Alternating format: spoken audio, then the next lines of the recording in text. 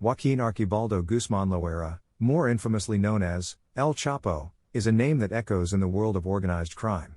The Sinaloa cartel boss, life started with humble beginnings, rising through the treacherous world of drug trafficking. The Druglord would go on to escape twice from prison, and would be ranked number 701 on Forbes magazine, self-made billionaires list. His ingenious methods of hiding drugs in jalapeno containers and smuggling through tunnels he built under the United States and Mexico border. El Chapo's rise to power was accompanied by a trail of violence and corruption. He would evade capture multiple times, utilizing an intricate system of tunnels, safe houses, and extensive webs of contacts, to stay one step ahead of law enforcement, until his eventual capture and extradition into the United States in 2017. Joaquin Archibaldo Guzman Loera was born on April 4, 1957, in La Tuna, a rural community in the state of Sinaloa, Mexico. El Chapo's life was marked by poverty and hardships. He had 3 older brothers, who died of natural causes, when he was a child, and had 2 younger sisters, Armida and Bernarda. He also had 4 younger brothers, Miguel, Aureliano, Arturo, and Emilio. He was born to parents, Emilio Guzman Bustillos and Maria Consuelo Loera Perez. His mother stayed at home to raise the children, while his father was a poor cattle rancher, who grew marijuana and poppy. His father happened to be an alcoholic, who would spend what little money he had on prostitutes, and would physically abuse his children. He dropped out of school around the 3rd grade and sold oranges around his community. He went to work with his father and as a result is a functional illiterate. The region's rugged terrain and limited opportunities meant that Guzman was exposed to a difficult life from a young age. Growing up in a region known for its ties to drug cultivation and trafficking, Guzman was exposed to the trade early on in life. During harvest season, Guzman and his brothers would hike the hills of Badiraguato to cut the bud of the poppy plants and to harvest marijuana. His father would then sell the harvest to suppliers in Culiacan, Sinaloa. Guzman's father would steal his money and spend it on alcohol and women. Fed up, Guzman would get in a fight with his father and left La Tuna for Badiraguato at age 15. During this time, he was given the nickname El Chapo, which translates to shorty, due to his short 5'6" stature. El Chapo Guzman began working under Hector Luis Palma Salazar, alias El Guerro, mapping out drug routes and developing methods of trafficking from Sinaloa and into the United States. He also oversaw the drug shipments from the Sierra Madres to areas near the United States border regions, via aircraft. He quickly gained a reputation for shooting and killing traffickers, if his shipments weren't on time. Years later, he began working for the Guadalajara Cartel, beginning as the personal driver for Miguel Angel Felix Gallardo, before being put in charge for logistics. For years, El Chapo and El Guerro Palma would coordinate drug shipments from Colombia to Mexico by air. Soon all would change, when Miguel Angel Felix Gallardo was arrested and the Guadalajara cartel was disbanded. El Guerro Palma, El Chapo Guzman, and El Azul were given the Sinaloa Plaza. The Arellano brothers were given the Tijuana Plaza. Miguel Caro Quintero was given the Sonora Plaza. And Amado Carrillo Fuentes was given the Juarez Plaza. This left the Sinaloans without a border, and no other choice, but to pay the Arellano brothers a fee to use Tijuana. Due to the tax that they had to pay, they were barely able to get by.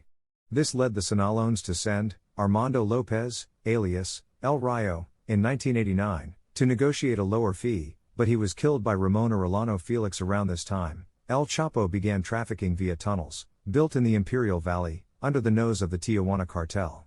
When they found out what they were doing, they started a war.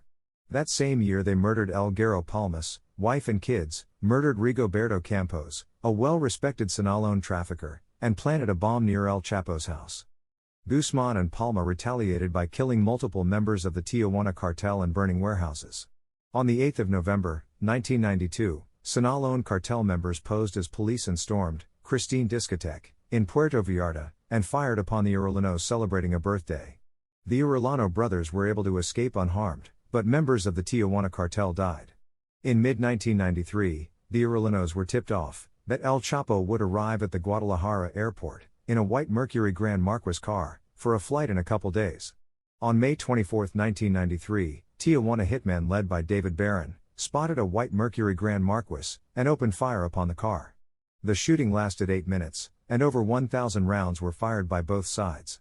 Amidst the gunfire and confusion, El Chapo left the airport unharmed. In the end, it was revealed that the person who was killed in the car was none other than Cardinal Juan Jesus Posadas Ocampo. The death of a high-profile religious figure outraged the Mexican public, who are mostly Catholic. Although El Chapo was technically a victim, his face would be plastered all over newspapers and television across Mexico. The Mexican government offered $5 million bounties for the people involved.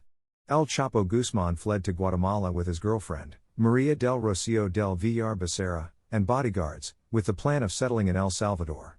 Guzman paid a Guatemalan military official $1.2 million to hide in Guatemala. The UN-named official accepted the money and still passed information along about Guzman's whereabouts to other officials. On June 9, 1993, Guzman was arrested by the Guatemalan army at a hotel near Tapachula. He was extradited to Mexico 2 days later aboard a military plane, where he was immediately taken to the Federal Social Readaptation Center No. 1, often referred to as La Palma. After being charged with possession of firearms and drug trafficking, he was sentenced to 20 years and transferred to the Federal Social Readaptation No. 2, known as Puente Grande. While in prison, Guzman continued to run the Sinaloa cartel through his brother, Arturo Guzman Loera, alias El Pollo, and his co-leader, El Mayo Zambada. Guzman's associates paid millions in bribes to maintain a comfortable lifestyle, and he met his longtime mistress, Zulema Hernandez, in prison. While imprisoned, El Guerro Palma was arrested, leaving El Mayo Zambada and El Azul to run the cartel on the outside. When the Mexican Supreme Court made it easier to get extradited, El Chapo Guzman decided to escape from prison. On January 19, 2001, Francisco Cabarros Rivera, a prison guard, opened Guzman's electronically controlled cell door, and Guzman got into a laundry cart. Then maintenance worker, Javier Camberos, rolled the cart through the front doors, and into the truck of a car driven by Camberos, out of town. According to officials, 78 people have been implicated in his escape plan, which cost Guzman an estimated $2.5 million. Once he was free, he ordered the death of Ramon Arellano Felix in 2002. In 2004, Guzman held a meeting with El Azul, El Mayo Zambada, and the Beltran Leyva brothers to plan the assassination of Rodolfo Carrillo Fuentes and take over the Juarez Plaza. Once Carrillo was dead, the Sinaloans took control and began fighting any rivals that tried to encroach on their territory, driving the Hamas level to unseen rates. In 2008, El Chapo would go to war with his cousins, the Beltran Leyva brothers, after they accused him of giving up Alfredo Beltran Leyva in exchange of his son's freedom. An attempt on El Mayo's son, Vicente Zambada, was ordered just hours after a war was declared. The Beltran brothers also killed El Chapo's son, Edgar Guzman Lopez, on the 8th of May, 2008. The killing of El Chapo's son increased the violence in Culiacan, resulting in 2,000 troops being deployed to control the violence. This led the Beltran Leyva organization to team up with Los Zetas to fight against the Sinaloa cartel. The war ended with the Betrans, after Arturo's right-hand man, La Barbie, gave up information to the authorities about the Sinaloa cartel and the Beltran Leyva organization. This led to Arturo dying in a shootout with the Mexican soldiers and in 2008, and the capture of the remaining brothers soon after. The Sinaloa cartel was left with a gruesome fight against Los Zetas, which they would ultimately win. El Chapo managed to evade capture for 13 years, that is until his arrest on February 22, 2014. Guzman went on vacation in Mazatlan to see his 2 twin baby daughters, when 65 Marines raided the condominium. The Marines broke down his door and threw him onto the ground, without a shot fired. He was quickly transferred to Mexico City for identification and to be presented in front of a press conference. He was sent back to the Federal Social Readaptation Center No. 1, Almoloya de Juarez. There he lived under 23 hours of solitary confinement a day, with 1 hour of outdoor exposure. Guzman was alone in a cell with a bed, a shower, and a toilet. The guards were not even allowed to speak with him. The arrest was seen as a great accomplishment. Presidents of other countries called the Mexican president, Enrique Peña Nieto, to congratulate him.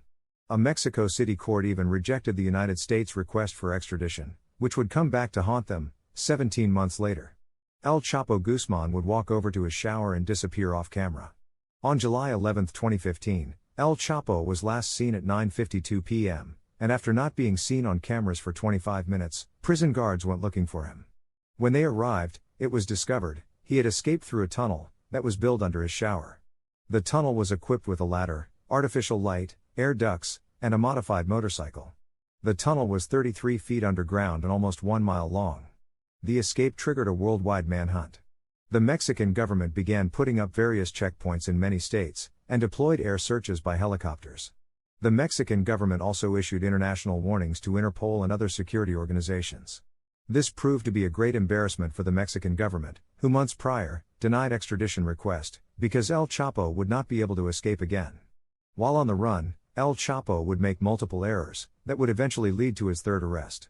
Instead of laying low and hiding, he reached out to Mexican actress, Kate del Castillo, and American actor, Sean Penn, to allegedly ask them to make a film about his life. On October 2, 2015, the actors visited El Chapo Guzman for several hours in his mountain hideout. This meeting helped authorities locate El Chapo days later. Mexican Marines directed their way to a ranch near Tamazula, Durango. The raid was met with heavy gunfire and Guzman was able to flee, by using a little girl as a shield. Months later, 17 Marines launched an operation in the early hours of January 8, 2016, in the city of Los Mochis, Sinaloa. Gunfire broke out and El Chapo and his bodyguard fled through a secret tunnel, under his bathtub. Emerging from a sewage tunnel, they stole a vehicle at gunpoint. A statewide alert was issued for the stolen vehicle, and a couple local federal police officers intercepted it, near the town of Juan Jose Rios, Sinaloa. El Chapo tried bribing the officers with cash, properties, and job offers, but the officers refused and took him to a local motel, to wait for reinforcements. Once the Marines arrived, El Chapo was subsequently taken to Los Mochis Airport and transported to Mexico City, where he was presented to the press. Later that same day, he was flown by a Navy helicopter to the same prison he escaped, 17 months prior. During the raid, 5 gunmen were killed, 6 were arrested, and 1 Marine was wounded. The Marines found 2 armored vehicles, 8 assault rifles, 2 Barrett snipers, M16 rifles with grenade launchers, and 1 loaded RPG. At the time of his arrest, Guzman had multiple indictments in several United States federal courts. On January 19, 2017, Guzman was finally extradited to New York, to face charges. He pled not guilty on January 20, 2017, to a 17-count indictment. A trial was scheduled, and jurors were and escorted, under anonymity and assigned armed guards, due to El Chapo's history of killing jurors and witnesses. Guzman would be found guilty on all counts and sentenced on July 17, 2019, to life in prison. He is currently imprisoned in ADX Florence, the most secure U.S. supermax prison. Today, El Chapo is viewed as a modern-day Robin Hood to some, due to him investing money and resources into the communities he frequented. His legacy remains glorified in plenty of narco corridos, written in his honor.